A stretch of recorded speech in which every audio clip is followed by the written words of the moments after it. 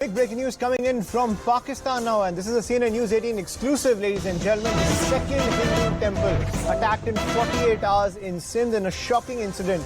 After the demolition of a Hindu temple in Karachi for a mall, one more Hindu temple has been attacked in Sindh. According to local police, a gang attacked this temple with rocket launchers. The incident happened in the Kashmore area of Sindh. According to local police, they fired continuously towards the temple, and this alerted the local police. The temple belongs to the Bagri community of Sindh, and there was a religious ceremony that was due to take place at this temple. So far, the police authorities are silent on the case as well as the investigation. That's a big piece of break news coming in, brought to us by our investigations editor Manoj Gupta. I'm joined by my colleague Abhishek Jha, who's getting us this piece of break news and decoding the situation when it comes to the attack on Hindus in Pakistan. Abhishek, over to you.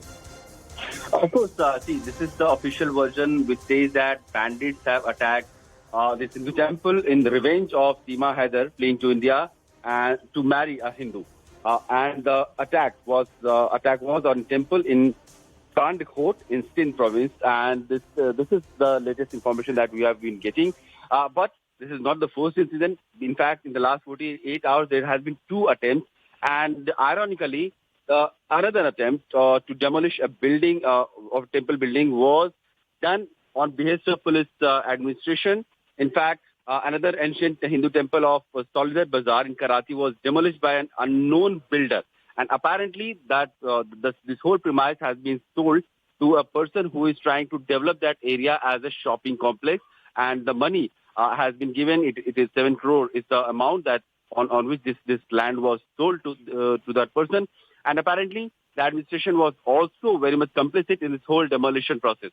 So the whole point is that these Hindu temples are being targeted by radical elements, by extremist elements in Pakistan.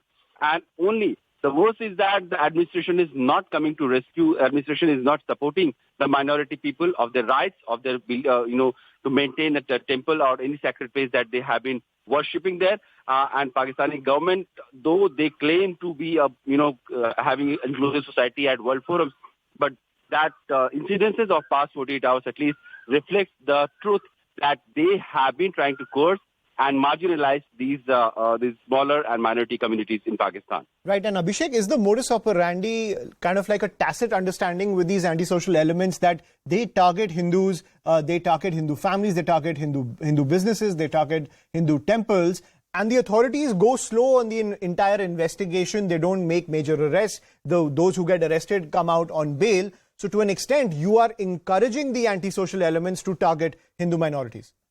Absolutely, because unless there is laxity from the side of administration, these radical spirits wouldn't have been so emboldened that they would attack time and again Hindu temples or faith, places of worship or faith of Hindus, Jains or Christians, or for that matter any other minority communities. In fact, Ahmadiyya Muslims, they have been also targeted.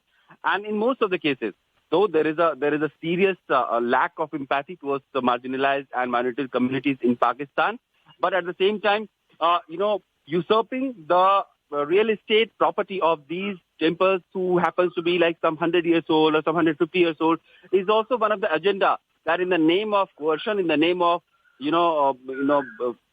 driving them away, those marginalized communities, the real intention is to usurp those real estate properties and build them as shopping complex or anything else. So clearly, there's a lot of money that also goes from one hand to other, and administration there has to be some reason why administration is always silent on such attempts to usurp those temple lands or drive these communities away, to intimidate them, to threaten them, and to ensure that they do not live or they do not claim that these properties belong to them. And gradually, these real estate sharks, they take over those buildings or those temples, and the history or the legacy of that faith is erased from that plot. So this is a very well calibrated and well planned attempt to ensure that these communities live in an atmosphere of fear and intimidation, and this is what Pakistan has become in these days.